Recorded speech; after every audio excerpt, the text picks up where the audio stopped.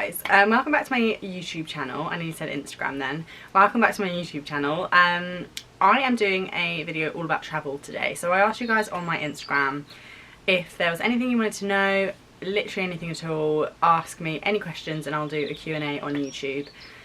So I have questions varying from like my time in Bondi, moving to Australia, travelling in a van, like what it's like being away from everyone for so long, literally a whole variety of questions. So I thought I'd just answer as many as I can and put it into a nice quick snappy video.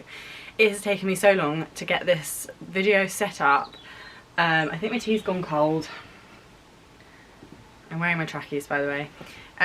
Literally my tea's nearly cold, it's taken me so long, so I am just keen to get into this and get going. I've just realised I probably should do a little bit of background just in case you don't follow me over on Instagram and you don't know what the hell I'm on about, where the hell I went travelling or anything like that. So basically, a year ago today actually, exactly 1 year ago to the day, I got on a plane, I went to Bali. I did Bali for 1 month, I literally went everywhere. Like, my Bali trip was pretty epic, I won't lie. Then from Bali, after 1 month, I flew over to Sydney. And that is where I met my uni friends. I found a flat in Bondi with them, and we lived there for 6 months all together. Some of them stayed on, like people went their different ways. Basically my plan was always to travel. My friend India was like, can I come out and join you, let's travel together. So I was like, yes, oh my god, amazing. So that's what happened, and we basically planned 4 months of travel. We did the east coast of Australia, then we flew over to Melbourne, did Melbourne the Great Ocean Road, then we flew to Perth and we did the southwest coast. So there's still so much more in Australia that I need to do, but it was amazing. We did it in a van, and yeah, then we flew over to Bali, did a bit of Bali again and Lombok, and then from there we flew over to the Philippines and we had 2 months in the Philippines. But yeah, let's just get straight into it. So I'm going to keep looking down at my phone because that's where I have all the screenshots of the questions. Question number 1. Did you work whilst living in Sydney, and whereabouts in Sydney did you live? So we flew over to Sydney with basically no plan at all. We knew we were going to live in Sydney, we didn't know where we were going to live in Sydney or how it was going to work with the house and things. So there was 1, 2, 3, 4, 5 of us, and finding a 5-bed house or flat is just very hard. So we actually ended up splitting in 2. Also, 3 of us really wanted to live by the sea and live out that whole like Australian cliche Britain, Bondi, living by the sea like lifestyle, and have a completely change of lifestyle to here where I obviously live quite near London. And then 2 of the other girls wanted to live in the city and experience like city style, like more like London lifestyle, but Sydney is very similar to London in a lot of ways. Obviously you've got the heat, so it's very different in a lot of ways too, but yeah. So basically we split into 2 groups. We lived in Bondi, which yes, it is very cliche and it can be quite touristy at the weekends, but I honestly could not recommend living there more. I had the time of my life. Bondi literally has a piece of my heart. It is my second home, and I've literally got goosebumps talking about it because I loved it that much. I made so many friends there. You're in a little bubble, so I wouldn't say it's long-term sustainable to move over there and stay in Bondi. Especially as it does have that touristy side of it. You'd probably get sick of that, but for 6 months or so, or I could have done a year there, I think, it was the perfect place to be. You're in this little bubble, you kind of just like live there, you work there, you go to the beach there. There's obviously so many places nearby that you can go off and do little trips to. It's perfect. And I worked in a restaurant called Totti's. It was a new opening, so they were advertising on their website. They are part of the Merivale group, which has something like 60 odd restaurants in Sydney, restaurants and venues, and they're a massive hospitality group. They're a really good group to get in with. I would recommend going on their website if you're moving over and you want to get into hospitality, bar work or waitressing. I would definitely recommend looking them up. So this leads on to the next question quite well. What did you do before you went travelling, and what did you do whilst you went travelling? Obviously I just answered that, but before I went travelling I was working in digital marketing. So I was working for a brand on the digital marketing team. I absolutely loved it. Digital marketing is like my favourite thing to do. And when I went over there I was kind of debating looking for a digital marketing job or just getting a hospitality job because it's just easy. and I decided to get a hospitality job just because I knew I was going to be there for 6 months and 6 months only. I wanted to really enjoy my time, and not having a 9 to 5 is the best thing. Being able to go down to the beach in the middle of the day or go for coffee, meet up with people, and not have that 9 to 5, especially during the summer over Christmas when it's really, really hot. It's just so much fun. So I wanted a job that had really minimal responsibility. I know a lot of people do get very stressed out about hospitality. It can be like a really stressful environment, but it can also just be really fun and really chilled, and you can have like not too many worries. Once you're out there, you're out there, and you don't have to think about it, and you can just have the time of your life. So I would definitely recommend doing something like that. I also recommend it for the reasons that hospitality is such a social job, and there's always events and there's always like work, like socials going on. I made so many friends through my job, and like did loads of social things through meeting people at work. And I don't necessarily think you get that, or you don't get it instantly in an office environment. It does take you time to kind of build up those relationships and like make some really good friends to go out and do things with.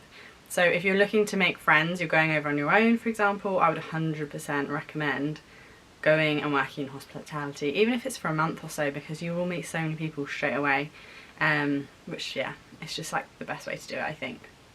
Okay, I'm not going to answer that one yet because that's talking about the Philippines, so we'll get to that. What did you do for work out there? I've just answered that. How did you save? So how did I save? I worked, as I said, I worked in digital marketing for 2 years prior to leaving the UK, and I just saved and saved. I always knew I wanted to travel, and yeah, I just worked really hard, saved really hard, and then obviously I did work whilst I was out there, so I could save again whilst I was there. Yeah. How much is rent in Sydney? So we rented a 3-bedroom flat in Bondi. It was about a 10-minute walk to the beach. It was actually in North Bondi, and that cost me, for my room, is $320 per week. So $320 a week is $1,280 a month, which is, you basically halve it and add a little bit. That's how we'd work out it in pounds. So $1,280, it's going to be about 700 quid a month. So that's how much it costs. It's basically London prices, like outskirts of London prices. But also, just to mention that you do get paid more there. So I was getting $25 to $35 an hour just for waitressing. So 14 to like say £17 an hour. I don't actually know the going rate here, but I feel like it's about £12 an hour maybe. So yeah, what's it like to work at Totti's? This is from one of my friends that I met at Totti's, he lives in Jersey, and I haven't actually seen him in ages because he got really drunk one night and came into work and basically got fired. So if you're watching this, I've just outed you, but he was an absolute legend, and I miss you, Ben, and working at Totti's was a lot of fun, as much as, you know, I hated it sometimes, but everyone hates their job a little bit sometimes.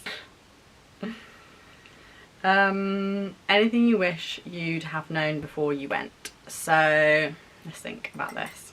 I was very disorganised before I went, in the sense of like Australia. I knew nothing. I knew absolutely nothing. So I wish I'd known like the practical sides of things. For example, you can't get a flat without a job and proving your first month's salary. I don't know whether you can try and get a job before you get there, or at least get the ball rolling with things.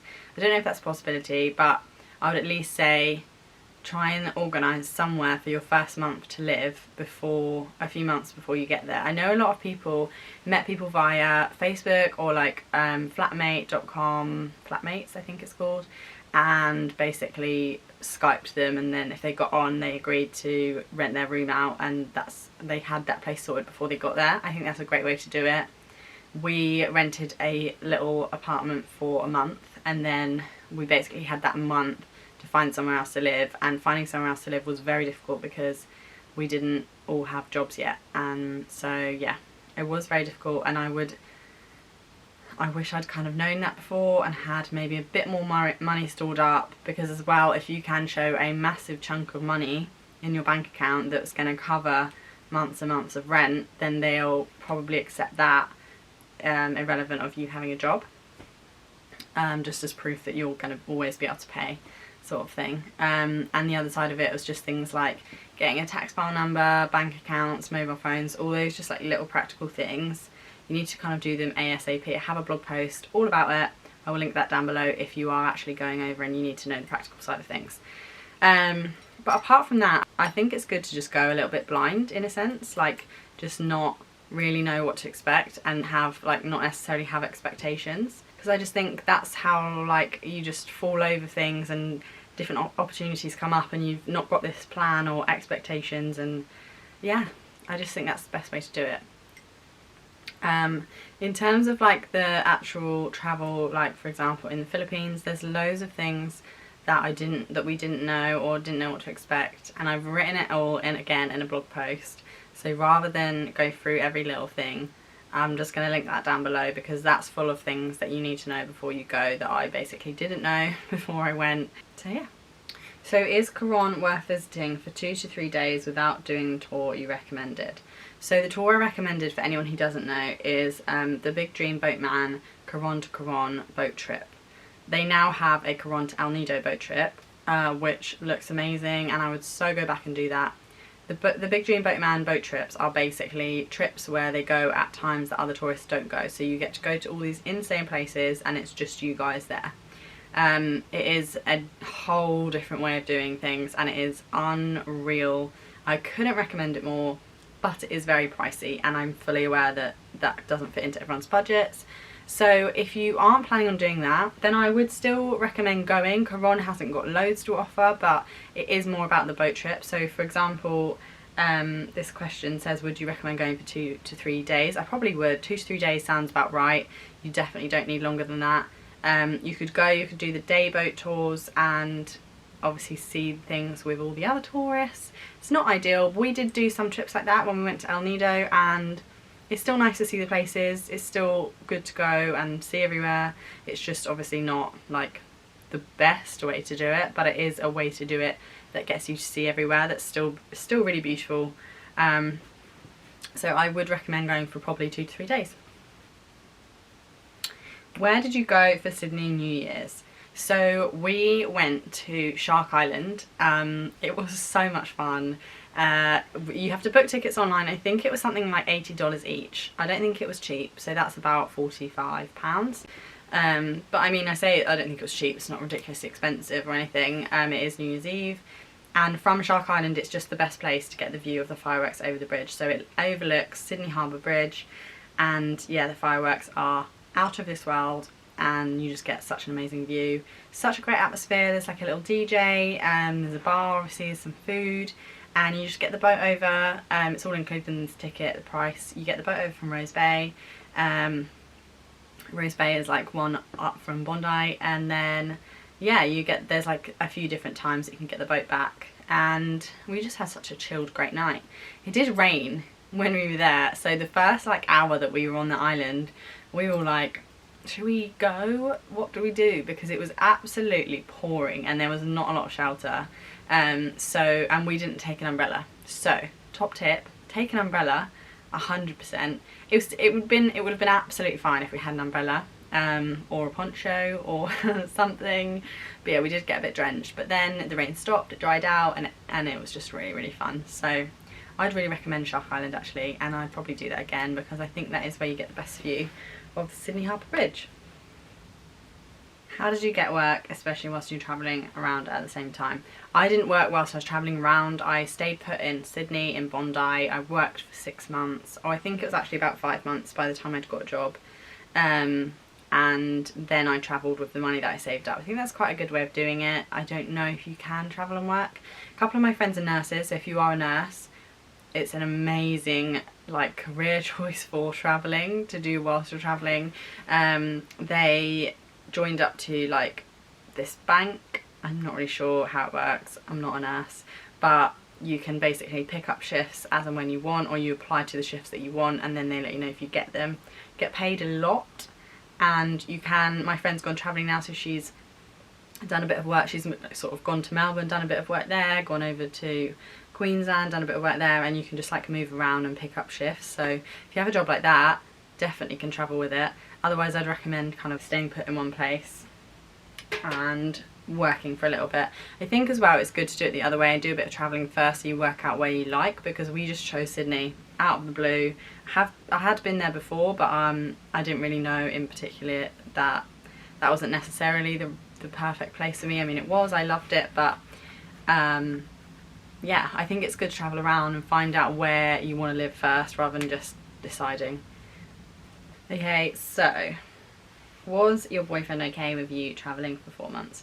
So I met my boyfriend in Bondi. I met him at work. I met him on the first day of training actually at my new job, and we got together a few months later. So we had only kind of known each other in Sydney. We happened to live about half an hour from each other here in the UK, but that was just kind of by chance, and we'd never met before or anything like that. So we kind of only knew each other as travellers and people that had come over from the UK and were like sort of gypsy souls, and so we fully knew that was going to happen. It wasn't necessarily going to be a serious relationship, just because of that, and he knew that I was going off travelling. I thought he was going off travelling. He ended up staying, but yeah, so we were both absolutely fine with it. Long distance is hard, I will say that, especially with time differences and things like that. You have to put a lot of work in. You do have to talk to them a lot.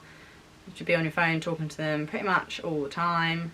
Not all the time whilst you're out doing things and exploring and having the best time, but you do need to like keep them updated, and yeah, just communication is key. Communication is everything in long distance, but it was completely fine. So yeah, we are now back home. We're both back here in the UK, and we live about half an hour apart, so it all worked out.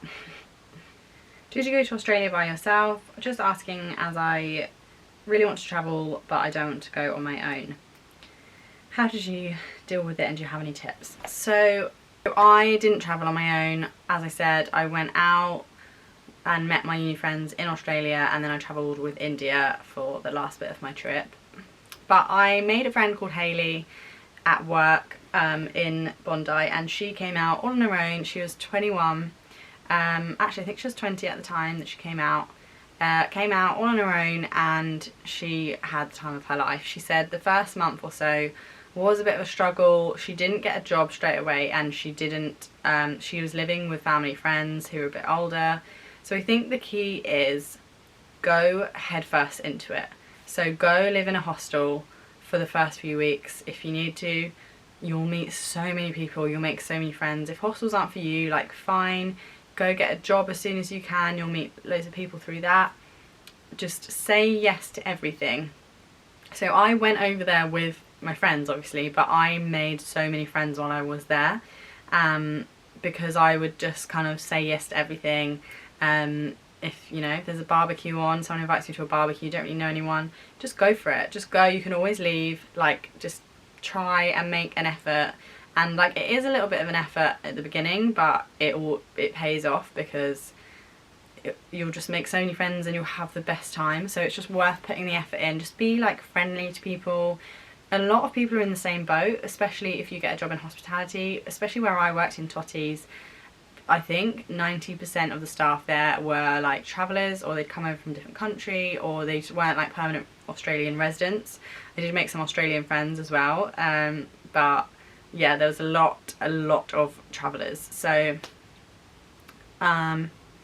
basically just say yes to everything is my biggest tip, and get a job and dive headfirst into it, and you will have the best time.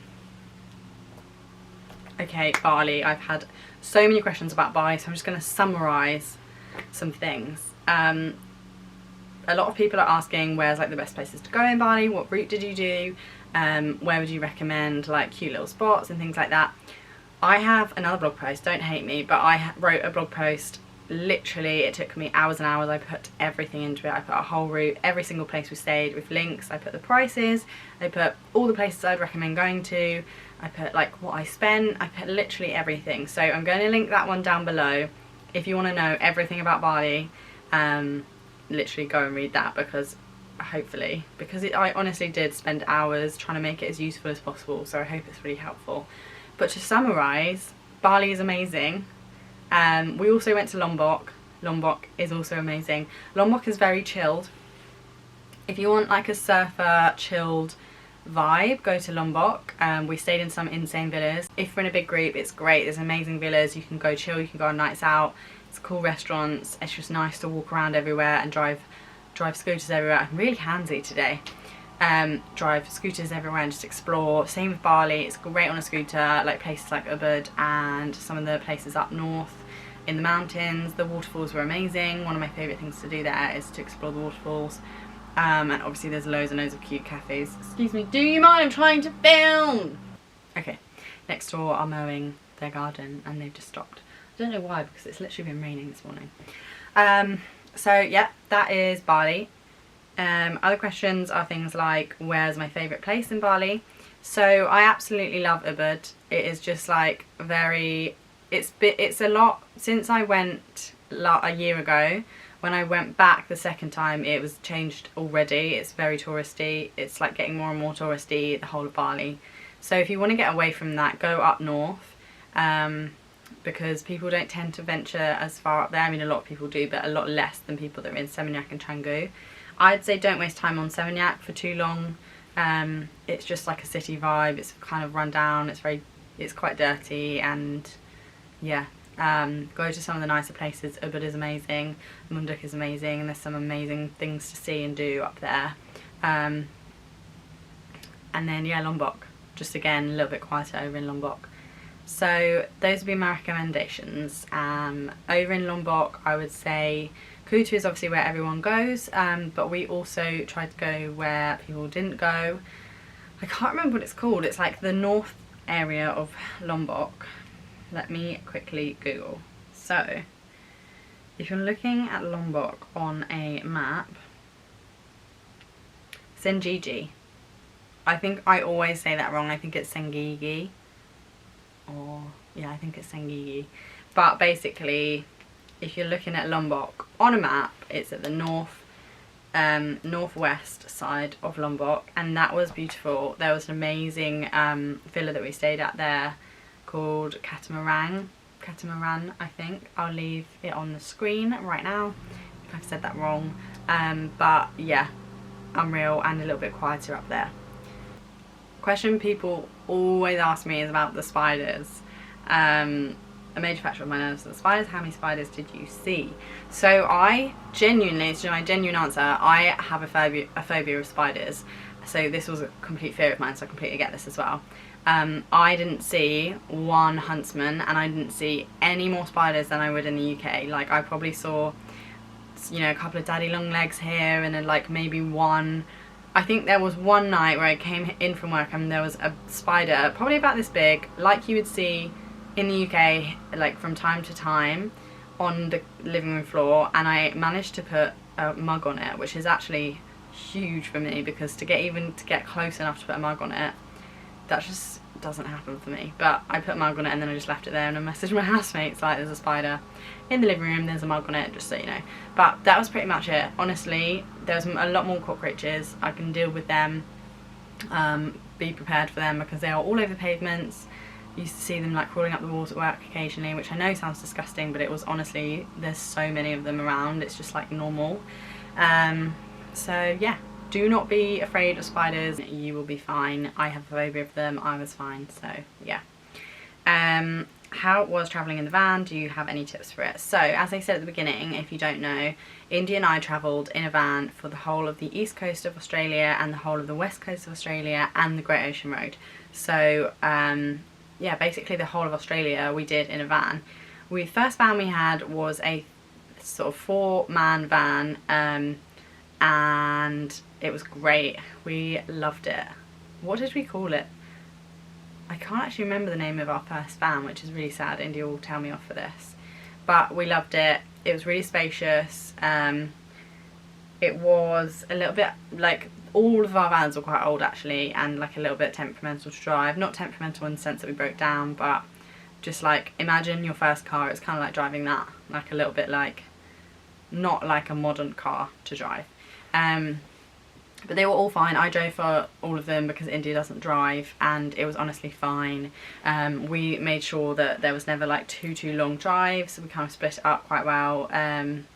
Did the East Coast quite slowly.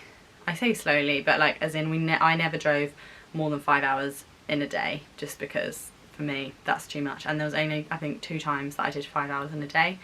So it was absolutely fine. In the sense of living in the van, it is hard for such a long period of time, in the sense that you are in such a small space and you are on top of each other. So like I said, it was kind of okay at the beginning. We had quite a big van for the 2 of us, and then for the Great Ocean Road we just had a really small little 2-man van, so it didn't have a high top, so you couldn't stand up in it.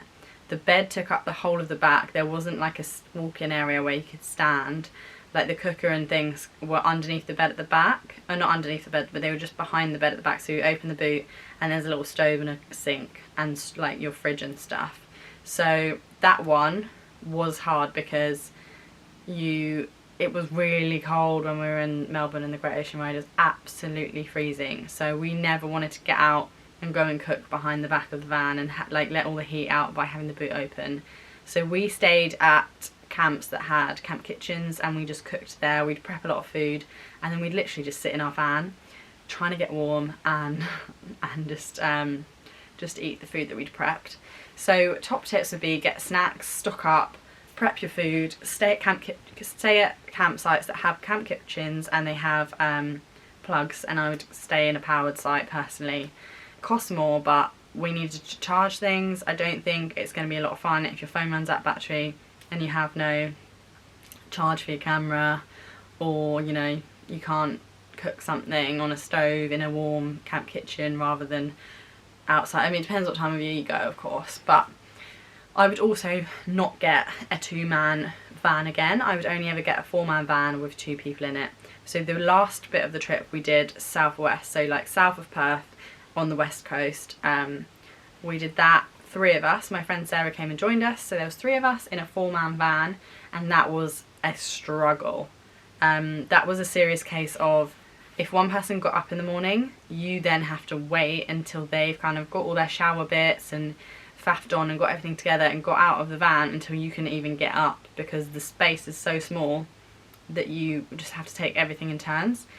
When there's 2 of you, you can kind of squeeze around each other a bit and you kind of get used to it and you get in a routine. Me and India got in such a routine. But yeah, so it was fine and we had a great time and no one fell out and it was all good. But it is like, be prepared to be on top of each other, basically.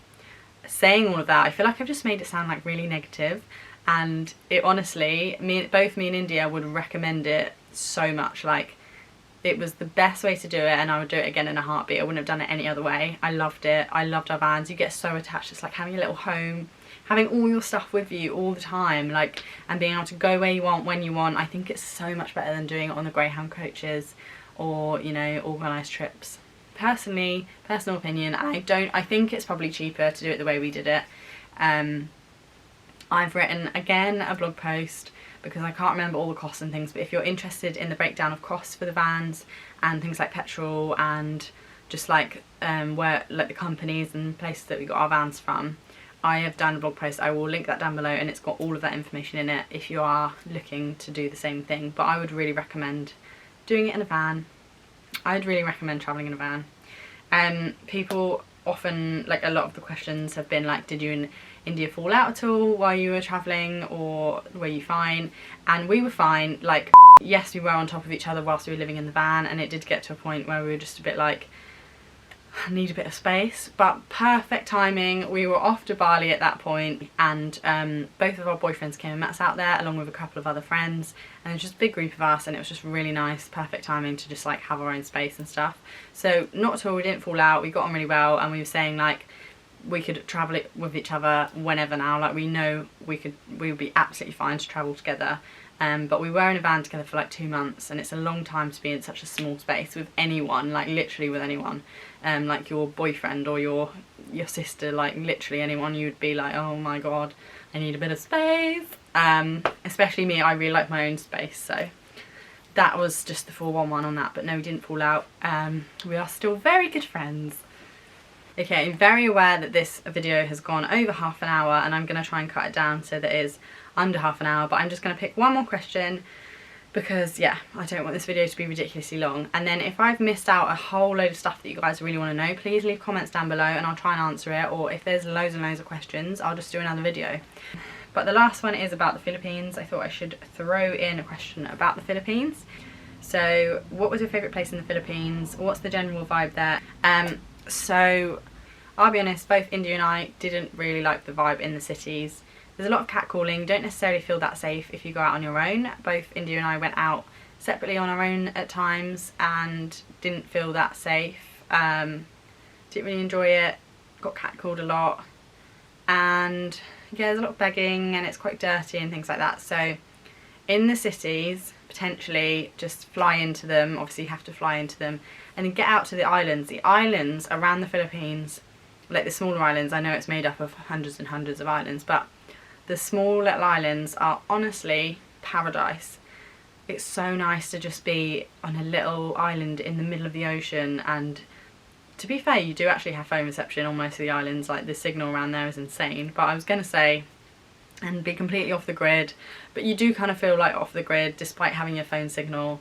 You're just like in this little insane island with the whitest sands and the clearest sea, and all of the beaches out there are insane, like on these little islands. So yeah, the vibe on the islands and like on the boat trip that we did, the Big Dream Boatman, crew were incredible, people are so friendly. So yeah, my favourite place by far was Siargao. That was a slightly bigger island that we went over to for the last 10 days of our trip, and we both absolutely fell in love with it. Just driving around, exploring on your own time, and there's some like day trips that you can do, so you're not sort of just stuck on this island and there's nowhere else you can go. There are things that you can do, and yes, it is a small island, but there are a lot of places to explore on it, and there's a lot of places that I need to go back and do more exploring of. There's so many cute little cafes, like it is a little bit touristy on the main strip, but in a good way. Like there's like cute little restaurants, there's some places that do like English food, which I know is so bad, but we were so over rice by that point. Oh my god, we were just absolutely over it. We'd had so much rice and carbs, and we just were like, oh my god, there's a menu with salmon and broccoli on it, which was amazing. So as much as I am like keen for trying like the traditional food in a place, and I think that everyone should do that, and like having on the boat trips and stuff with the fresh fish that they literally caught there and then on the boat, and then they're serving like all this insane fruit and veg with it. It was amazing. But some of the places that you go to, there's very limited options, especially if you're vegetarian or like us, you only eat chicken and fish. So yeah, it was just really nice in that sense, but the actual place is beautiful, and the vibe there was just perfect, just so relaxed, and just I can't wait to go back basically. So yeah, that was my favourite place by far. So that is the end of this video. I hope it's been helpful or interesting, or you've kind of found out a bit that you wanted to know. Sorry if I've just really rambled on. This is the first kind of like sit down proper chatting video that I've done. Let me know if you enjoyed it and you want me to do more, or let me know if you rather I just stick to fashion. And if you are interested in anything travel wise, there's a lot more information on my blog, and there's a lot on my Instagram, so those are linked down here. But apart from that, thank you so much for watching, and I'll see you in the next one.